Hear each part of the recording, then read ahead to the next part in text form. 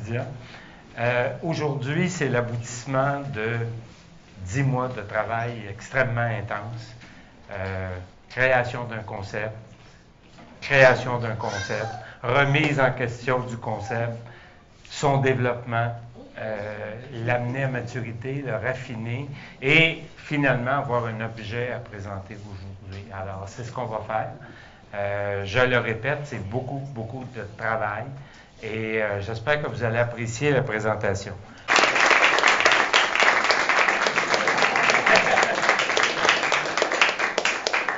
Alors, on va passer à notre deuxième présentation. Je vais inviter Vincent de Carampré. Vous voyez, il y a de la solidarité quand même. Alors, Vincent va nous présenter son projet qui est une application pour PC et qui s'appelle App 101. Alors, quand tu es prêt, évidemment, Vincent, tu commences par ta présentation personnelle, 1 minute 30, et tu connais les règles du jeu.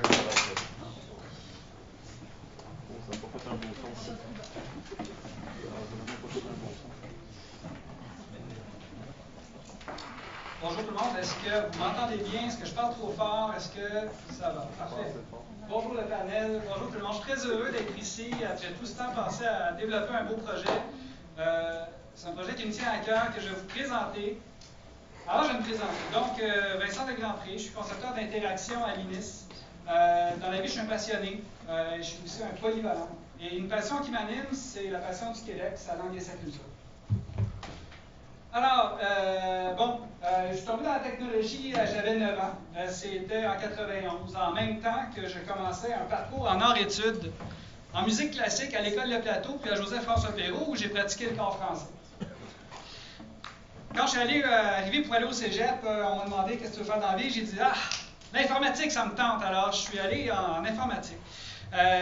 Puis à la fin de mon deck, j'ai eu une nouvelle passion qui m'a enflammé, c'est l'entrepreneuriat. Donc j'ai commencé à démarrer un projet pour la gestion des matières résiduelles. Je me suis inscrit à l'université, donc je suis allé à l'ETS faire mon génie logiciel pour en faire quelque chose. J'ai été incubé au centre d'entrepreneuriat. J'ai même été accepté à la mesure soutien au travail autonome du Sage Montréal Métro. Bref, tout ça pour finir par partir ma propre entreprise, Vincent de Grandpré Technologies. C'est mon logo, c'est moi.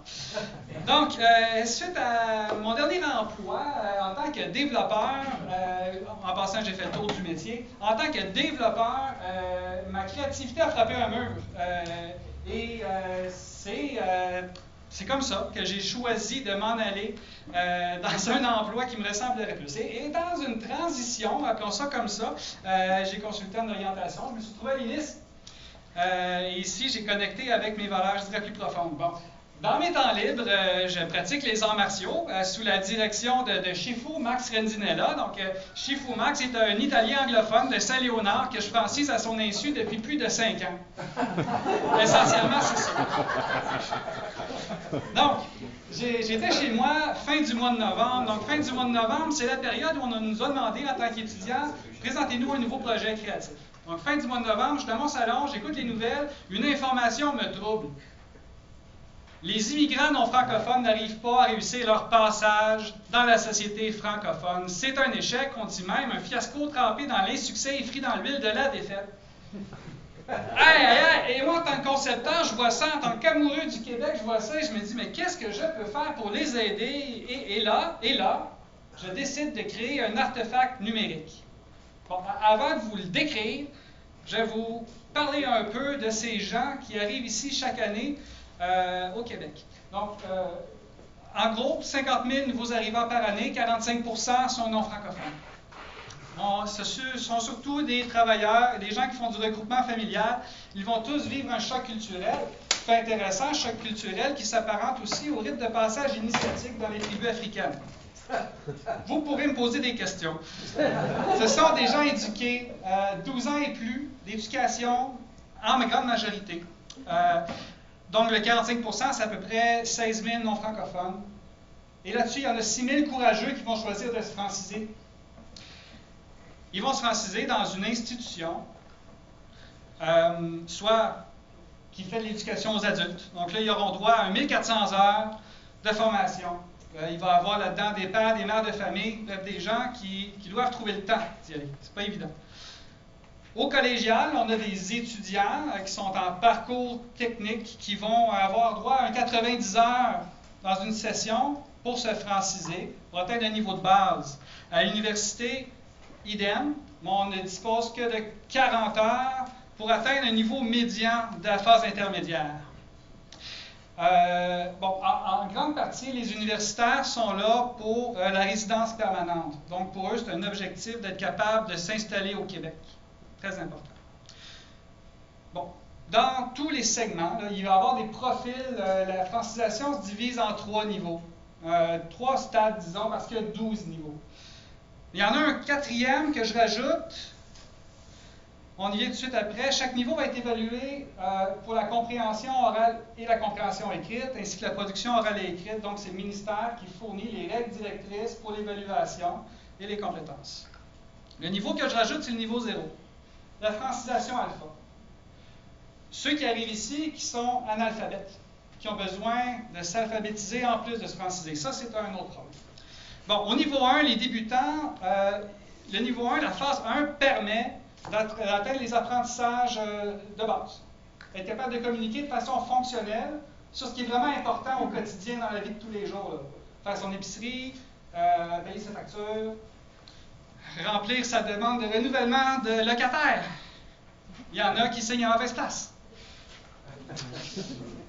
À la phase 2, c'est la diversité des situations prévisibles. On est capable de se débrouiller en français dans des situations dont on connaît déjà pas mal ce qu'elles s'en vont. Donc, dans la prévisibilité, on consolide les connaissances de base. L'éducation aux adultes s'arrête là. C'est pour ça que je dis qu'il manque leur passage à un moment donné. Parce qu'au niveau 3, c'est là où on est autonome dans des situations non prévisibles. Tu te fais arrêter par la police, ton patron te pose une question embarrassante, tu sais. Les contextes sont complexes. Bon. Selon Léger Marketing, qui a fait une étude auprès des étudiants qui ont fini le parcours de francisation, il sort qu'ils ont des problématiques puis des besoins spécifiques. Dans ces problématiques-là, on va retrouver les heures de cours, donc les horaires. C'est pas évident de se franciser avec les horaires fixes d'une salle de classe. Là, on a une famille à gérer, par exemple. Les exercices, les devoirs, les évaluations ne seraient pas suffisants. Ce sont des gens qui en veulent plus. Ils veulent du défi. Et ils disent il n'y en a pas assez. En fait, le temps pour explorer la culture québécoise n'est pas suffisant. Puis parler avec la culture est très important. Parce que même le gouvernement l'a dit, et plein d'études scientifiques le prouvent, la relation langue-culture, elle est très importante pour s'approprier cette langue-là. Puis donner un sens au réel. Donc, la résistance à l'autre est une autre problématique que vivent les salles de classe, en fait. Les enseignants avec les salles de classe, il y a des fois des traits culturels spécifiques qui empêchent, et là j'ai des enseignants qui me font oui de la tête, et qui empêchent une bonne communication puis une bonne progression dans ce qu'on veut faire avec le cours. Et donc, en somme, les problématiques, on peut résumer ça, mais avec qui je vais parler maintenant, une fois que la francisation est terminée. Une fois que je suis sorti de mon cours, que je ne suis plus à l'école, ce lieu sécurisant, dans lequel j'ai bâti de la confiance, mais avec qui je vais parler. Donc ça, c'est l'accompagnement qui manque. C'est une problématique. Besoin, trouver des repères, adapter ses habitudes de vie à des nouveaux codes sociaux, réduire le stress inhérent à l'immigration. Il ne faut pas oublier, il est dans un rythme de passage, l'immigrant non francophone. D'abord, il se francise ensuite. Mais les deux sont ensemble. Comprendre les différences avec son pays d'origine pour donner sens à son réel, prendre contact avec la langue et la culture du Québec, enfin, c'est très important pour leur adaptation. Parce qu'au final, c'est ce qu'ils font, ils s'adaptent à la société. Donc, je dois m'adapter pour trouver un emploi. Ça résume assez bien leurs besoins. Bon, les données qui tuent, je ne veux pas être négatif, mais il y a 9% des étudiants qui ont fini la francisation qui sont autonomes à l'oral. 540 sur 6 000. Okay? 222 sur 6 000 sont autonomes à l'écrit, puis à la compréhension écrite, lire des journaux, c'est encore moins. Donc, il y a vraiment des grandes lacunes, possiblement parce que leur parcours s'arrête, l'accompagnement s'arrête. Bon, il y a des clés pour leur venir en aide. Les clés que j'ai identifiées, c'est la pratique langagière, l'accompagnement par des professionnels, des tuteurs, des gens aidants et aimants, et l'immersion culturelle. C'est ça les 3 grandes clés qu'on me donne pour les aider.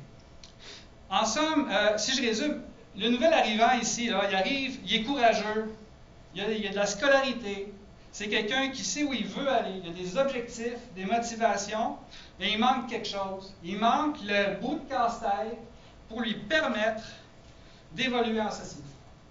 App 101, cet artefact numérique-là, va leur permettre de suivre un parcours dans lequel ils vont rencontrer des gens, découvrir des lieux, la culture, pour évoluer en tant qu'individu. Donc, on va le situer dans sa zone proximale de développement, c'est-à-dire dans un état qui va lui permettre d'évoluer en confiance. Le tout pour être autonome en société. Les éléments clés qui vont faire d'App 101, en fait, qui font d'App 101 quelque chose de distinctif, un projet distinctif, c'est l'utilisation du modèle Astéral. Bon, Astéral, c'était créé, pensé par Margarita Romero, Université Laval. C'est un modèle de création de jeux numériques pour l'apprentissage. Donc, vous pourrez me poser des questions là-dessus aussi. Ensuite, l'autre élément clé qu'on a, c'est l'adéquation au programme du gouvernement du Québec. Il existe un référentiel commun qui définit deux composantes, le programme cadre et l'échelle des niveaux de compétences pour l'évaluation.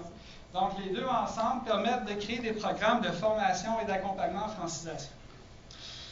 Et finalement, c'est la création d'un réseau social entre les individus.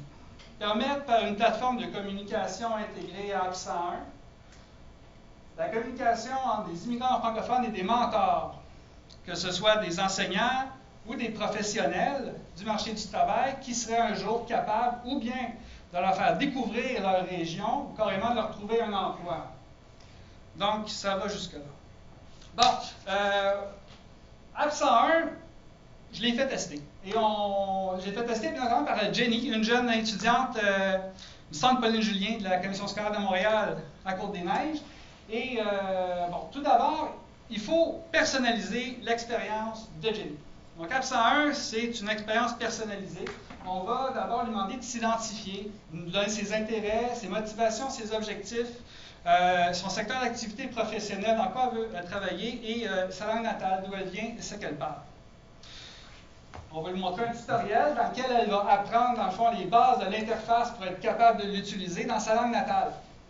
Donc, c'est la seule information qu'elle aura dans sa langue fournie par l'interface. Et ensuite, on lui fait passer un test diagnostique de français pour l'évaluer en fonction de son niveau de francisation.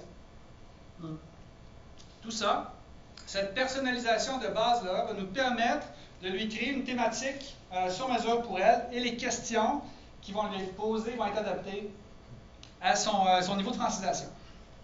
Alors, c'est le temps d'une démonstration. Bon, première chose, Jenny est au niveau de compréhension écrite intermédiaire. Elle vient d'arriver là-dedans.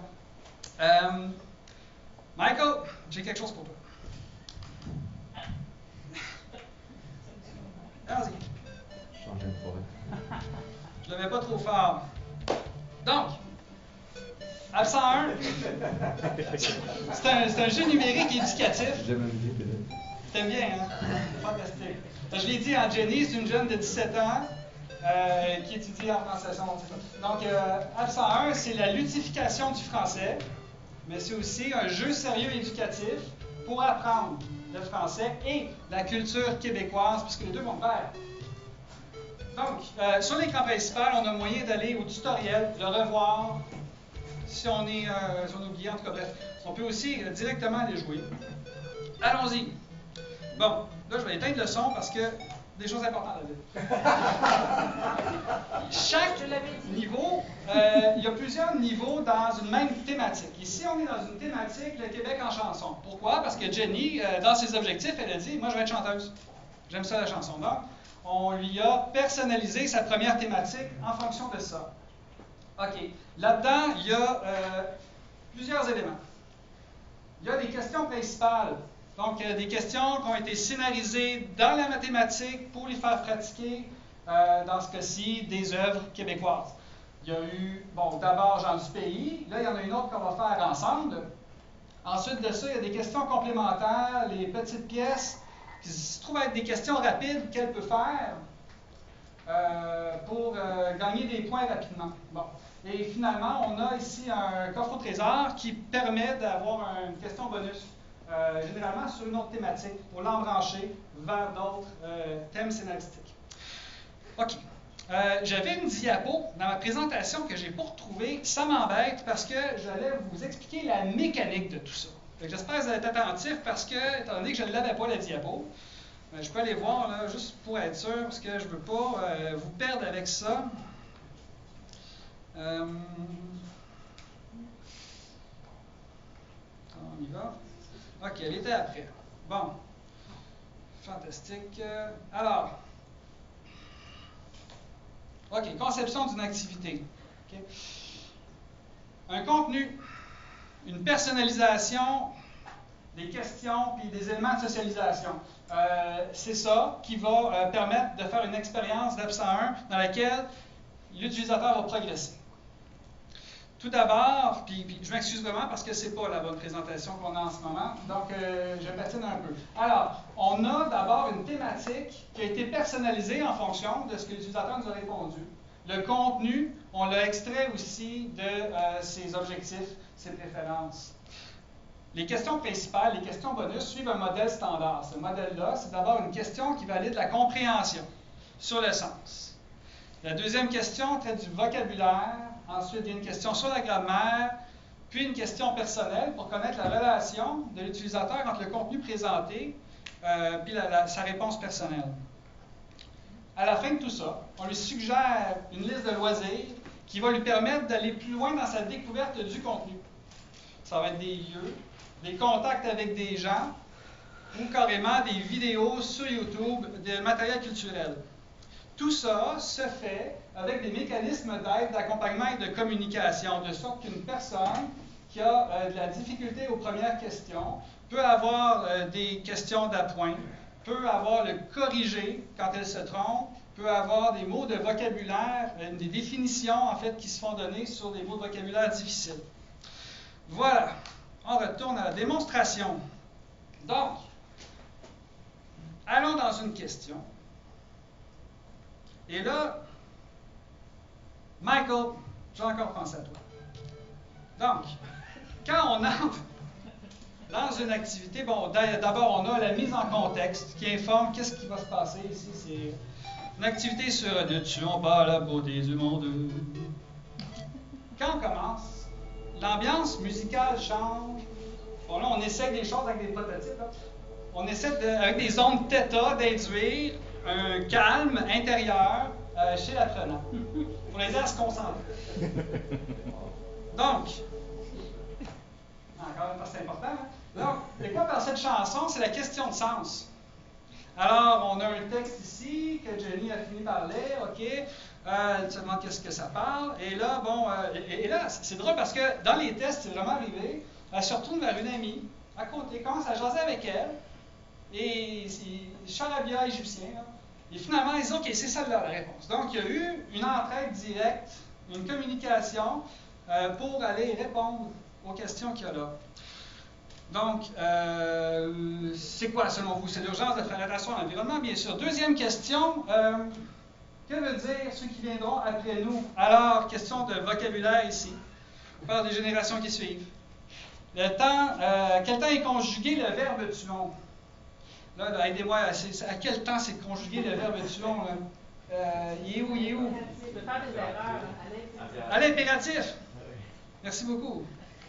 OK, super. Et donc, la question personnelle va viser à savoir, l'utilisateur, quel couplet a aimé le mieux? Donc, autrement dit, qu'est-ce qui le rejoint le plus dans le texte qu'on lui a présenté? Bon, une fois qu'il a répondu à la dernière question, une musique entraînante. Je le félicite. Et ça, dans le fond, c'est l'écran de rétroaction qui nous permet deux choses. Bon, un, de lui dire, tu as fait 12 points, félicitations. D'aller chercher sa rétroaction émotive sur l'activité qu'il vient de faire au complet. Et enfin, d'aller consulter la série de loisirs proposés. Jenny nous a dit, je vais être chanteuse. Parfait. Alors, on va te montrer Jenny et Diane Dufresne. On va te montrer ses partitions, les articles. Le Plamondon, et j'en parle. Donc, tout ça, c'est des occasions pour la personne d'aller prendre contact avec la culture québécoise au travers de contenu, de loisirs suggérés à partir d'un contenu d'une activité qu'elle a fait. Voilà. À cette étape-ci, il y a moyen de créer des groupes pour faire des sorties. Maintenant qu'on a suggéré un parc, dans cette activité-là, il n'y en a pas. Dans une activité sur Jean du Pays, on suggère, par exemple, d'aller au Mont-Royal, là où s'est déroulée la fête nationale en 75, où Yvon Deschamps et compagnie ont chanté pour la première fois Jean du Pays. Donc, voilà. Là, Jenny vient de déverrouiller les questions bonus. Parce qu'elle est rendue à 12 points dans la thématique, mais c'est fantastique. Donc, elle pourrait aller, là, je ne vous le ferai pas, là, consulter les autres questions ici et continuer dans le jeu. Elle a aussi complété les 2 activités principales du niveau qui lui permettent de passer au niveau suivant. En passant au niveau suivant, on a un moment introspectif qui sert juste à prendre une pause, à faire un passage entre 2 niveaux de difficulté. Alors, c'est juste un moment de détente, parce que ce qui s'en vient après, c'est la gradation de difficulté. Donc là, au niveau 2, on part dans une autre itération du processus. On a encore 2 activités principales, des pièces, des questions éclairs que j'appelle, et des questions bonus. C'est la même boucle de jeu, mais le niveau de difficulté augmente. C'est là qu'on est en train, on a évalué la zone proximale de développement de l'utilisateur dans les premières questions. Ça, c'est ce qu'on appelle le flow dans le jargon là, des concepteurs. Donc, c'est l'état où l'individu ne se sent ni trop faible ni trop fort pour évoluer, où le contenu est ni trop facile ni trop compliqué, où son angoisse n'est ni trop forte ni trop faible non plus, donc il se sent assez mis à l'épreuve pour être enthousiaste par rapport à la tâche. Donc, les activités qui sont ici ont été ajustées en fonction de ces réponses précédentes. Et les contenus présentés, les questions présentées aussi, la difficulté, tout ça a été ajusté par la personnalisation. Ça fait le tour du démonstrateur. Est-ce que j'ai encore un peu de temps pour la démonstration? OK, c'est bon. Si vous avez des questions sur la plateforme de communication, je peux vous la montrer après, mais là, je crois qu'on va manquer un peu de temps. C'est aussi, par la plateforme de communication, quelque chose qui n'a pas été intégré dans le prototype initial. Allons-y. Donc, je l'ai fait tester. Les résultats, ce que ça a donné, quand j'en ai parlé tout à l'heure, il y a eu une collaboration entre 2 étudiants pour répondre à une question. On a un étudiant ici qui l'a fait tout seul. Il y a eu un problème à comprendre ce qu'il devait faire. Donc, la direction artistique, à quelque part, l'a confondu. Ici, Khaled, avec sa professeure, ont interagi ensemble sur à la Clairefontaine. Donc, on voit ici l'interaction entre les deux, qui s'est produit à une table, mais que je veux reproduire dans une plateforme de communication. Les comparables, les méthodes langagières de francisation standard comme Duolingo s'adressent à du français international et donc pas applicables au contexte québécois. Tout ce qui est méthode didactique, papier ou encore avec des éléments d'activité, il y a des jeux en ligne que le Centre collégial de didactique fait, donc des professionnels du cégep, sont là, en ligne, un contenu est éparpillé, il n'y a pas d'accompagnement pour que l'utilisateur puisse faire une progression entre ces éléments-là. Enfin, il y a des méthodes assez ludiques. J'apprends le québécois, ou aussi encore en français, s'il te plaît, qui est sorti la semaine dernière du CACI, vise à faire connaître la parlure du Québec, mais sans plus. Il n'y a pas de contact social, etc. Bon, le comparable le plus proche de ce qu'on veut faire, c'est ce que le ministère de l'Éducation propose avec sa formation en ligne. Malheureusement, c'est encore dans la problématique des heures de cours. Il faut être disponible pour répondre, pour être là en classe virtuelle. Et donc voilà, c'est pas comme d'avoir une application disponible en tout temps. Bon, App 101 étant un jeu développé en Unity, on va le distribuer via la plateforme Steam pour que ça soit sur Windows et Linux. On veut aussi le mettre sur Google et Apple, ainsi qu'une version web sur notre site. On va diffuser ça là où les immigrants non francophones vont pour s'informer sur le web, chez les partenaires du ministère de l'Immigration, de la Diversité et de l'Inclusion, qui regroupe 1800 organismes à peu près, les tables de concertation, les influenceurs sociaux, la Société Saint-Jean-Baptiste de Montréal et ses partenaires comme la Fondation Lionel Groulx qui se dévoue à la langue française depuis des années. Donc, on va diffuser là où ils sont, dans leur réseau, avec leurs influenceurs. Le financement, l'Office québécois de la langue française propose un financement jusqu'à 675 000 $ pour des projets comme F101. On veut déposer le projet en septembre. Aussi, Ulule on va déposer à l'Ulule pour être capable de socio-financer des activités pour des communautés ethnoculturelles ciblées. L'histoire des Grecs au Québec. Par exemple, on pourrait prendre leur histoire, la mettre en français et faire des activités là-dessus. C'est dans les plans. La monétisation va s'effectuer par des commandites sur les sorties et les loisirs. Donc, la portion que vous avez vue, où ils peuvent aller explorer plus loin les contenus, les entreprises peuvent être affichées là-dedans. Donc, une mécanique d'affichage, de regroupement aussi. Ensuite, vente de licences de thématiques pour les entreprises et les organisations qui sont intéressés à apprendre leur contenu, leurs procédures internes. On peut faire des parcours thématiques pour eux. Les abonnements utilisateurs aussi vont servir à monétiser App 101, des abonnements personnels et institutionnels sont envisagés. Et maintenant, les prochaines étapes sont de développer des nouvelles activités avec de la réalité augmentée, de la géolocalisation, donc faire des petites chasses au trésor, etc., pour être capable aussi d'utiliser des données ouvertes pour agréger les loisirs et en avoir beaucoup plus. Mais c'est tout un travail, vous savez, faire le traitement de ça puis les attacher ensemble, c'est beaucoup de travail. Bref, on veut aussi créer un outil de conception thématique pour les entreprises et les organisations, comme j'ai dit précédemment, et s'attaquer à la francisation alpha.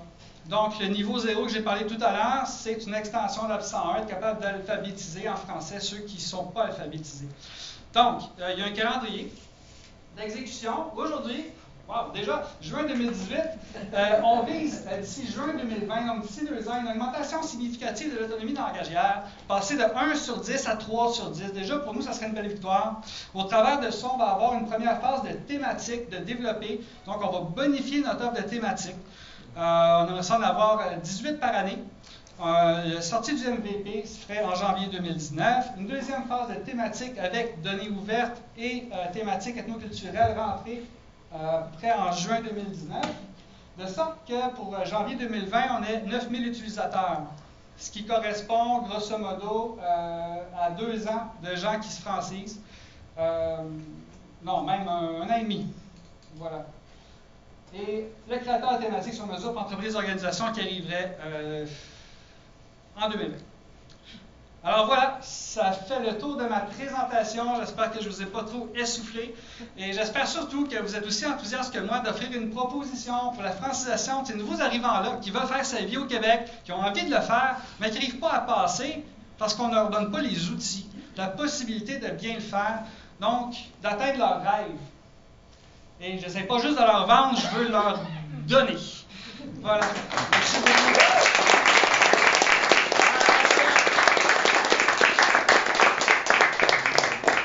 Je ne sais pas si c'est ton rythme langagier, mais tu es rentré dans 26 minutes, 45 secondes. Ah, 15 secondes? 45. Oui, c'est 15 secondes. Il y a un petit 15 secondes de trop. On l'applaudit parce que c'est...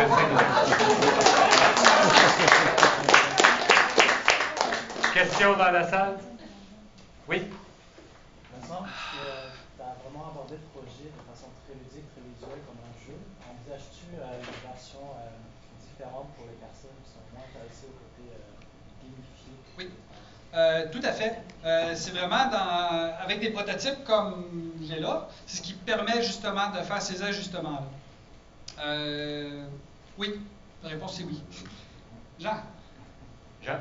Ah, Au début, tu mentionnais que les gens qui s'inscrivent doivent établir leur objectif. Là, dans l'exemple, tu disais « je veux devenir chanteuse ». Oui. Ça déterminait le parcours. Oui. En fait, ça détermine la thématique qu'on lui suggère. Qu'on lui suggère. Donc, les possibilités sont nombreuses. Est-ce Oui. que c'est un sélecteur au départ? C'est des secteurs d'activité qui choisissent ou c'est ouvert? Tout à fait. Donc, c'est limité. C'est un ensemble fini. L'immigration au Québec, c'est variable. D'année à l'autre, ça vient de différents pays d'origine. Ça vise différentes professions. Donc, nous, on peut prendre les plus populaires puis faire les thématiques autour de ça. Donc, c'est vraiment, on va partir des statistiques pour cibler les principales. Donc, Ce serait quoi, celle-là, j'ai si tu peut-être donnais montré un exemple de thématique?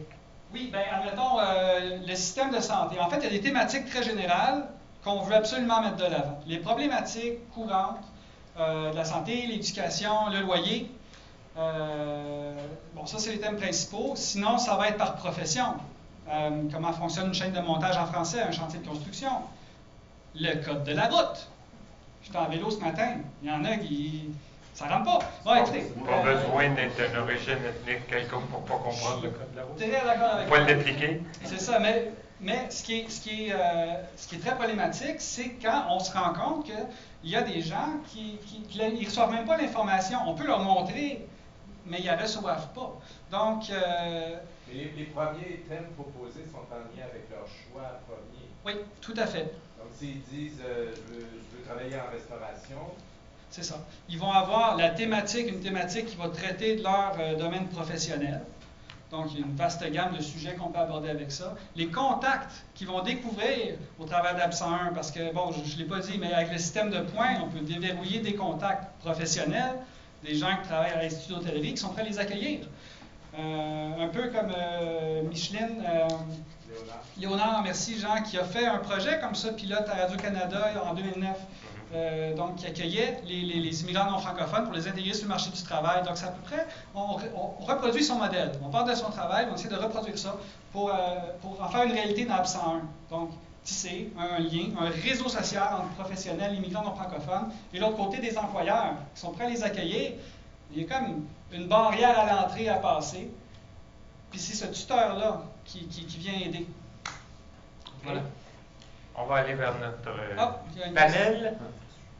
Oui, écoutez, on va prendre. Ben oui. Est-ce que vous avez déjà votre équipe de rédacteurs de thématiques? Ah, merci Paul de ta question. On a des gens intéressés pour l'instant. On a une personne, Sophie Beaupré, qui est experte en didactique de la francisation à la TELUC, qui a rédigé les questions du prototype. Donc, Sophie est encore dans le décor, est encore intéressée de participer, mais il y a vraiment une grosse équipe à fonder. Ça fait partie d'ailleurs de ce que j'ai à faire comme travail dans les prochaines semaines, rassembler une table de concertation de professionnels d'enseignement pour être capable d'établir vraiment ces thématiques, ces questions-là, puis aller toucher ce qui est au cœur des préoccupations actuellement des étudiants pour répondre à leurs besoins. Alors, parfait. Michael, qu'est-ce que ça te dit, premier contact avec ce projet-là? On ne parlera pas de la dynamique de la présentation, parle-moi plutôt du projet. Tu reçois ça comment? Bon projet, très bonne présentation, c'était rigolo, etc. C'était cool. Il y avait de l'audio. Le seul point, ça rejoint un petit peu, j'avais un petit peu la même question, mais c'est tout le modèle économique, comme tu disais, que tu voulais quand même donner à la fin de ta présentation, puis que là tu parles de beaucoup d'intervenants qui doivent créer du contenu. C'est pour savoir un petit peu, genre, c'était quoi ton approche par rapport à ça? Oui. Le mot donner fait référence à mon intention de leur offrir quelque chose qui va vraiment leur servir, puis qu'ils reçoivent ça comme un cadeau. Ce qui est déjà le cas quand des utilisateurs que j'ai rencontrés, la réaction c'était « Wow, quand est-ce qu'on peut l'avoir dans notre classe? » Donc, c'est ça pour moi le sens de donner. Au niveau des licences, je pense en ce moment, regardez, j'ai ma Bible. Donc, au niveau des coûts, tout ça, tu vois, c'est des licences à 20$ annuels par individu. Donc, la monétisation, si on inclut dans le fond les revenus de licence, les revenus de création, de thématiques sur mesure, puis les revenus publicitaires, on est à peu près à 450 000$ par année à partir de l'an 2 de revenus. Donc, c'est un modèle, dans le fond, qui va s'adapter en fonction des commanditaires qu'on va recevoir.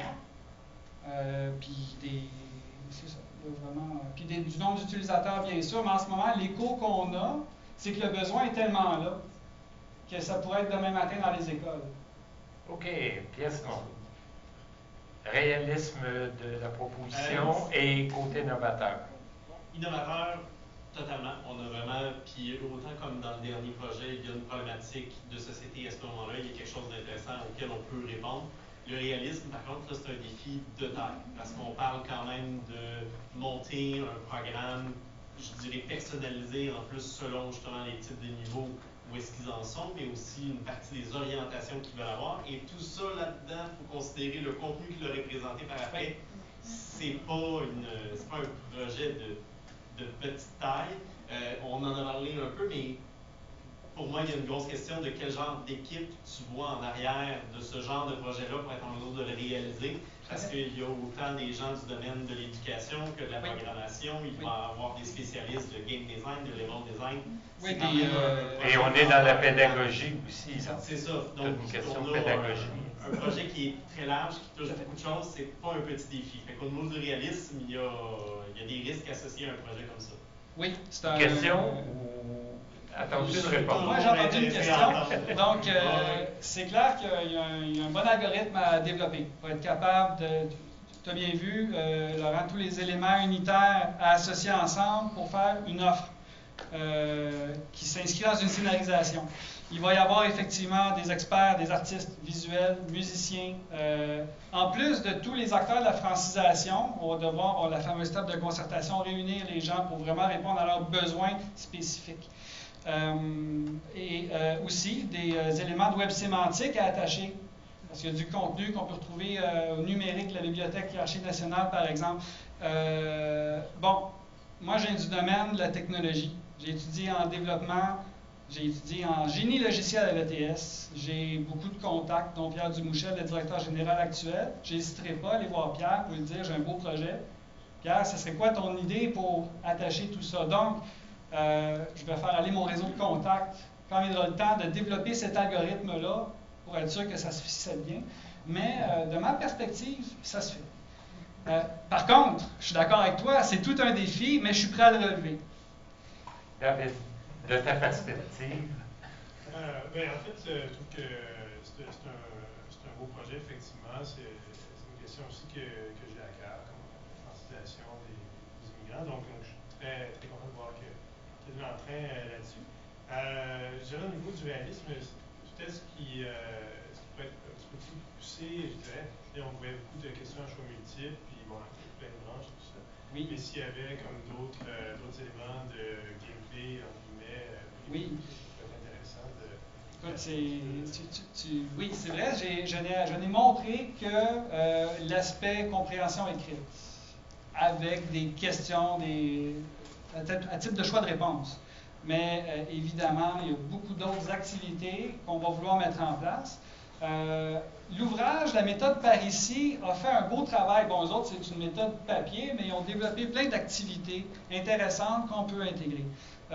J'ai aussi parlé de l'usage qu'on veut faire de la réalité augmentée pour faire des espèces de chasse au trésor ou de la géolocalisation pour carrément faire apparaître des thématiques alors que l'individu se trouve à un lieu donné. Donc, une nouvelle thématique apparaît comme ça. Mais c'est sûr que ça ne sera pas que des activités en texte seulement. Il va y avoir, pour la production orale, ça va prendre un microphone. Donc, avec quelqu'un à l'autre bout pour entendre et valider, ou encore par une reconnaissance vocale, mais la technologie n'est pas encore prête pour ça. Écoute, je pourrais continuer à t'énumérer tous les types d'activités qu'on pourrait faire, ou encore sortir ma Bible et te les nommer, mais si ça répond. On va écouter Prune sur ses commentaires. Oui, moi aussi, je trouve ça un très beau projet, puis c'est une très belle thématique, puis c'est un vrai besoin. Je trouve ça intéressant d'avoir où tu énonces ces besoins-là, puis la connaissance de ton public aussi. Merci. Vraiment. Moi, j'ai deux, trois petites questions en rafale super courtes, puis je me posais la question en fait de. On parlait de différents niveaux de francisation. Est-ce que, puis je voyais des questions écrites qui étaient quand même d'un niveau de français assez complexe. Est-ce qu'il va y avoir une adaptation du niveau de français par rapport au niveau de francisation annoncé? Toujours. Okay. Toujours. Donc, il y a une constante évaluation du résultat. On ajuste toujours pour garder dans la zone proximale de développement l'utilisateur. Puis dans la foulée, est-ce qu'il y a une mécanique de correction des erreurs? C'est comment fonctionne l'apprentissage là-dedans, en fait, au-delà de la découverte? Bon, voilà, c'est ça. La correction des erreurs, puis on l'a pas vu dans le prototype, c'est quand il y a une erreur qui est faite, quand on donne une réponse, le corrigé apparaît. Donc, où est-ce que tu t'es trompé? Pourquoi tu t'es trompé? Okay. Donc, ça, c'est un élément. Aussi, quand il y a de la saisie de texte qui est faite, il y a un indicateur quand il y a des fautes d'orthographe. On ne va pas bloquer la communication, on va juste indiquer, OK, ta phrase n'est pas parfaite. Donc, puis des éléments comme ça qu'on injecte pour faire des corrections à mesure, ça peut être au niveau de la production orale. Donc, si je ne sais pas, moi, j'ai une colle pour toi. ça va sonner absent, il va dire, c'est pas bon. Oui, j'ai une colle pour toi, parce que si on est de premier niveau, puis que le correcteur agit, on nous donne le niveau non seulement supérieur, on te confronte à la perfection. Est-ce que ça peut être décourageant pour quelqu'un qui est au premier niveau? C'est un très bon élément, puis c'est pour ça que la personnalisation est importante, c'est-à-dire qu'on le maintient, encore une fois, dans la zone proximale de développement. S'il n'est pas encore prêt à passer au niveau supérieur, on lui donne d'autres questions du niveau actuel pour qu'il pratique. Ou encore, dans une question, puis bon, ça je m'en veux un peu pour vouloir expliquer, il y a moyen d'avoir des questions d'appoint. Si on trouve la question trop difficile, on peut faire apparaître une question éclair d'appoint sur le contenu présenté. Donc, aller plus loin en grammaire ou en vocabulaire, puis faire ça jusqu'à temps qu'on sente qu'on a la confiance et la maîtrise nécessaire pour monter de niveau. En tous les cas, l'algorithme va adapter la présentation des contenus là, au rythme de l'apprenant. Oui, mais juste pour terminer, effectivement, je rejoins ce qui a été dit avant, c'est vrai que c'est un gros projet très foisonnant avec beaucoup de contenu. Effectivement, j'ai du mal à envisager comment le vendre me semble peut-être à étudier ou en tout cas à pousser plus dans la réflexion là-dessus. Je m'interrogerai sur la capacité, en fait, pas forcément financière, mais l'intérêt de payer pour une solution comme ça, dès lors que c'est un service public aussi. Et là, on va nous demander si tu avais peut-être envisagé de fragmenter le contenu sous forme d'un portail, c'est-à-dire d'avoir, mettons, un portail de App 101 avec une entrée musique, une entrée métier, une entrée... Je ne sais pas si je comprends bien ta question, mais ce qui est prévu, c'est que sur le site Internet, les contenus se retrouvent là, qu'on puisse explorer les thématiques indépendamment du jeu. OK. Donc, je peux aller chercher, moi, si je m'intéresse à la musique, je peux aller explorer ça, ou je suis intéressée par tel métier, je peux aller explorer le contenu. Exactement. Okay. Et quand même établir des liens avec les personnes ressources, tout ça. Okay. Donc, mais oui, c'est ça. Et bon, vous l'avez compris, ce n'est pas que pour ordinateur Windows, il y a des versions mobiles, parce que la cible, bon, téléphone portable, il y en a tous. Pour une question suivante, est-ce qu'on est cohérent il y a beaucoup d'éléments, un projet avec énormément d'éléments. Est-ce que l'intégration de ces éléments-là est faite d'une façon cohérente, harmonieuse? On est-tu dans la logique? Oui, moi, en tout cas, j'ai le sentiment que c'est pas mon domaine, donc j'imagine que tu as fait des recherches sur la pertinence de ce type de dispositif-là par rapport à l'éducation et l'apprentissage. Moi, c'est vraiment plus le modèle d'affaires qui m'interroge. J'ai l'impression que c'est quelque chose qui devrait être gratuit, qui devrait être accessible dans toutes les écoles, les cégeps, qui proposent de la francisation. Donc, je m'interroge sur le modèle d'affaires par rapport à l'abonnement et à l'abonnement. Même question. Je vais t'avouer, j'ai l'impression, puis je pense que c'est le danger du projet. Il y a beaucoup de morceaux, puis il y a un danger de dispersion à travers tout ça. Puis au niveau du financement, j'ai l'impression d'avoir tout sur la table en ce moment. De mon expérience, j'aurais tendance à dire que les licences et l'abonnement peuvent être probablement quelque chose d'intéressant. Moi, je le vois juste en domaine d'entreprise. On a du monde qui vient d'un peu partout. Il y a des gens qui traversent la planète au grand complet pour venir travailler, par exemple, avec nous autres. Et des fois, le français, il n'est pas présent quand ils arrivent. On les accompagne, il y a de la formation. Puis c'est le genre de truc que nous, tu parlais d'intégrer des processus d'entreprise, des connaissances comme ça. Il y a un outil qui est intéressant à ce sens-là parce que je suis capable de les exposer à une partie de la culture dans laquelle ils viennent se joindre, mais aussi la culture d'entreprise dans laquelle ils viennent se joindre. Fait qu'il y a un alignement là que je trouve intéressant pour des sociétés plus internationales. Mais là, c'est sûr qu'on enlève un peu le Québec du projet, puis on peut peut-être l'adapter à d'autres pays ailleurs. Fait qu'il y a quelque chose qui est intéressant pour ça, mais c'est sûr qu'il faut le commencer à quelque part, le vendre, aller chercher les premiers, les portées internationales, c'est pas pour le jour 1 non plus tout le temps. Tout à fait. Je te dirais juste que j'y ai pensé. Je me suis concentré sur la problématique actuelle, puis la cible et la donnée. De créer un outil d'abord pour ici. Tout à fait. Okay. Tout à fait, parce que la situation de l'immigration au Québec est particulière. Les experts disent que c'est particulier, migrer au Québec. Là. Il y a une notion de sens à acquérir qu'on ne voit pas ailleurs. David, oui. Commentaire? Peut-être au niveau du branding, App 101, c'est très chargé politiquement. Est-ce que tu n'as pas peur que ça ça revienne.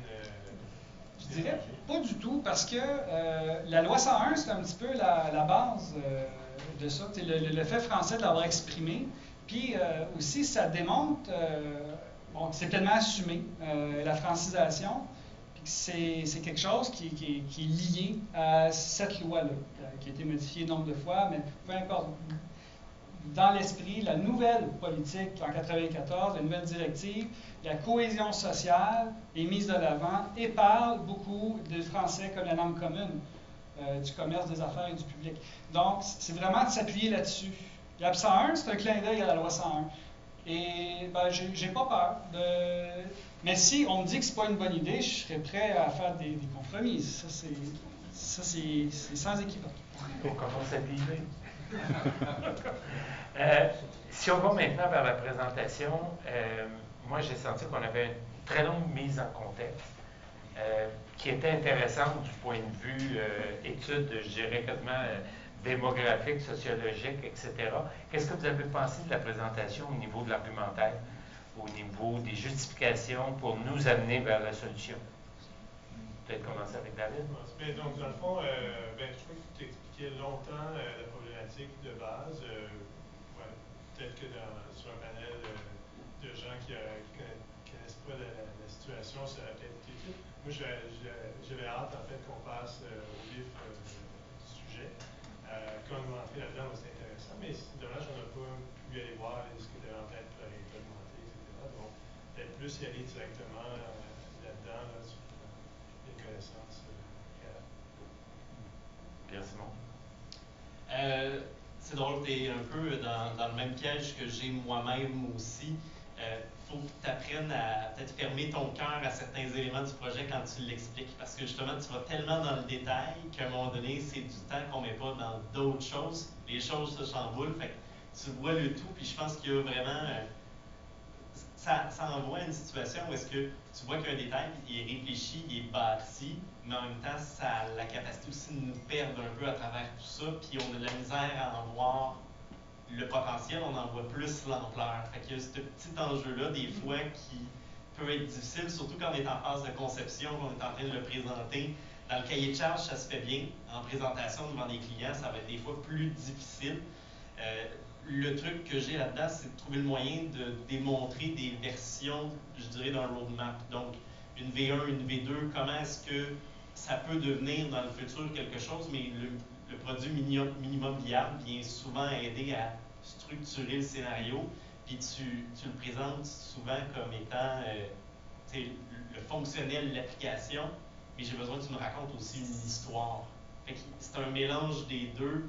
Il y a un peu de tout ça, on passe de l'un à l'autre, ça aurait pu aider peut-être d'y aller plus soft. Parce que même tous les morceaux sont là, c'est juste des fois il y a des têtes moins analytiques dans la salle qui vont zapper à certains moments. Ce que tu dis, c'est la substance versus l'ampleur, puis c'est intéressant, je le prends vraiment, je vais réfléchir à ça. Merci Simon. Oui, quand on regarde, tu sais, au début, on avait beaucoup de statistiques, beaucoup d'informations qui étaient très théoriques, très chiffrées. Est-ce qu'il y aurait eu une façon peut-être un petit peu plus dynamique de mener ça ou de ramasser, comme dit Laurent Simon? Est-ce qu'on aurait pu ramasser ça un peu différemment pour alléger ou pour faciliter la compréhension? Oui, ou en tout cas peut-être de manière plus visuelle. Je trouve intéressant justement, on a commencé à parler d'une Jenny, j'aurais trouvé intéressant d'avoir Jenny 17 ans, d'avoir Saïd 57, d'avoir des personas comme ça qui viennent personnifier des parcours migratoires et des réalités aussi extrêmement diverses. Et moi en fait j'ai eu l'impression que je rallie à ça. J'ai l'impression en fait que tu me faisais un pitch si je disais le ministère de l'Éducation. C'était très organisme public, on établit la pertinence du projet par rapport à un besoin exprimé. Ben, on sent toute sa connaissance Absolument, technique tout à fait, derrière la problématique. Je veux dire, ça, c'est très présent. C'est le côté ingénieur. C'est très organisme public. Je pense que c'est un truc plus dynamique à faire pour du privé. Oui, merci. Autre commentaire sur ça? Un ou l'autre? Oui, pareil, j'avais hâte de voir l'application. C'est vrai qu'il y avait beaucoup de choses. À un moment, tu as une photo et tu parles de chemin, puis on voit comme des petits personnages. Là, à ce moment-là, je pensais que c'était l'application. faut peut-être faire attention à ce genre de trucs, comme les gens ils ont hâte de voir c'est quoi le produit, puis là on voit quelque chose, on a l'impression que c'est ça, puis après on arrive à l'application et puis c'est pas ça du tout, puis on fait ah ok c'est pas ça, c'est juste des petits détails comme ça.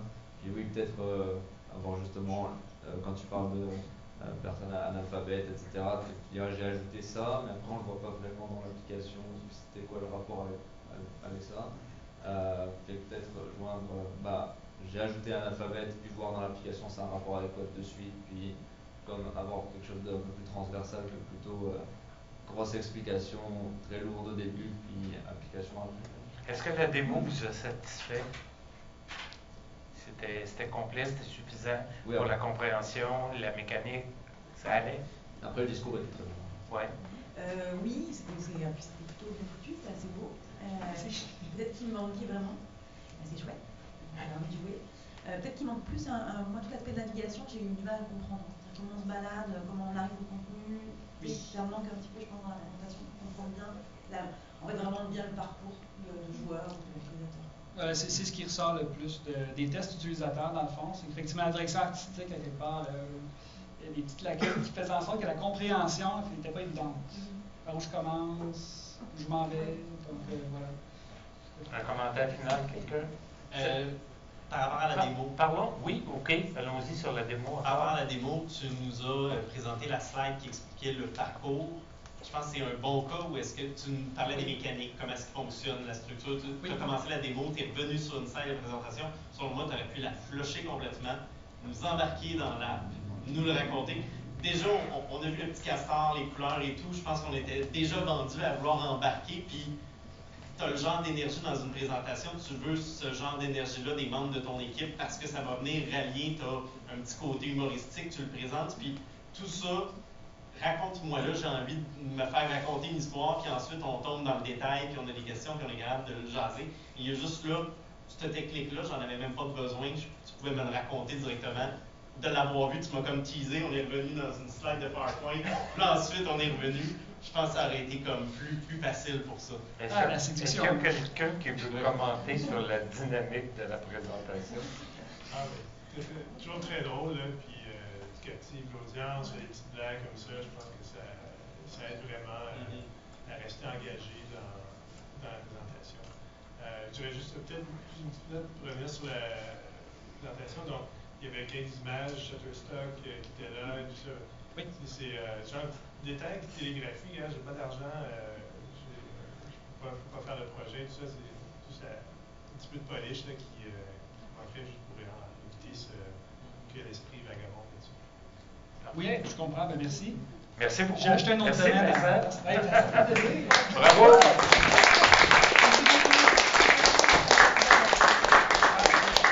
Alors, le temps que Stanislas Colson vienne s'installer. Sa présentation personnelle, suivie la présentation du projet et de la démo.